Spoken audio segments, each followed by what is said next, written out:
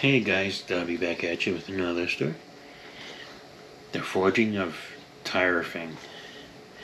Long ago, King Solfarmi, a grandson of Odin himself, was out hunting when he stumbled upon two dwarven smiths,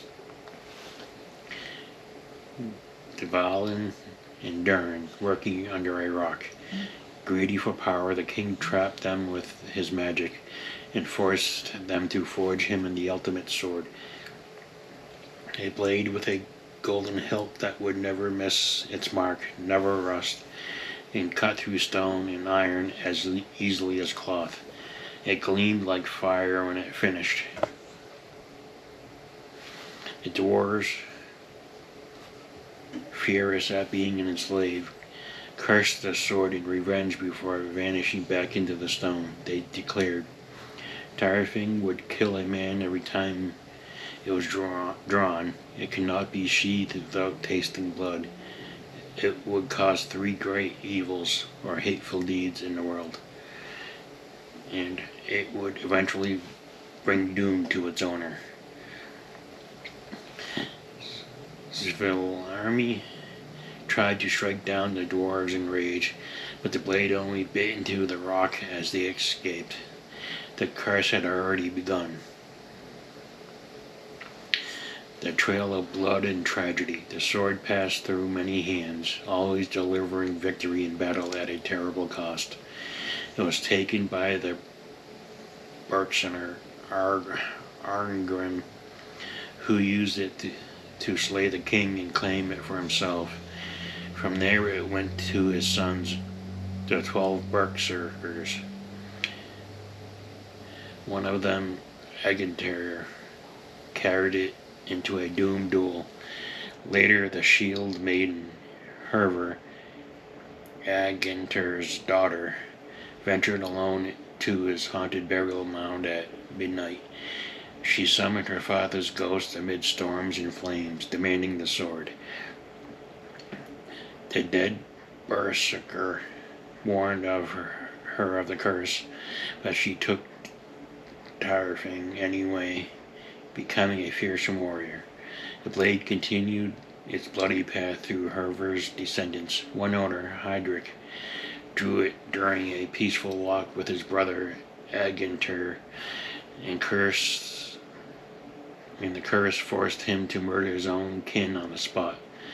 Tyrfing brought ruin to families, sparked wars, and fulfilled the three great evils through betrayal, kinslaying, and endless violence. Owners won battles but lost everything else: their minds, their loved ones, their honor. It was said the sword whispered or burned with unnatural hunger when sheathed too long. Eventually, the curse ran its course. In some versions, the blade was finally destroyed or buried deep, its evil spent after claiming its final victims. To this day, Tyrfing is remembered as a perfect example of a weapon that grants power but devours the wielder's fate. It even inspired later fantasy blades like Stormbringer.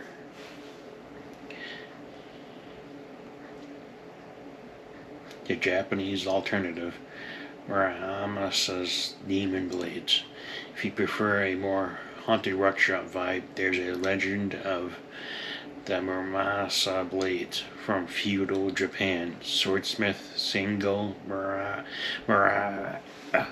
Muramasa was a genius with katanas. Were impossibly sharp, so sharp that leaves floating in a stream would slice themselves apart on the edge. But the man was said to be half mad, and his violent spirit supposedly infused his steel. His swords became known as Yodo, demon blades or cursed swords. Legends claim, once drawn, they refused to return to the scabbard without tasting blood, forcing the owner to cut themselves or someone else. They drove wielders into uncontrollable bloodlust, causing samurai to slaughter friends, family, or even commit suicide in a frenzy. Tokugawa Ieyasu, founder of the shogunate, banned them after multiple tragedies struck his family. His grandfather, father, and others were reportedly killed or wounded by Muramasa blades.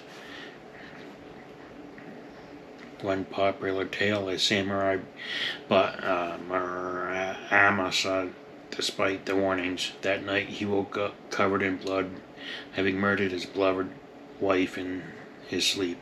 The sword had fed while he dreamed.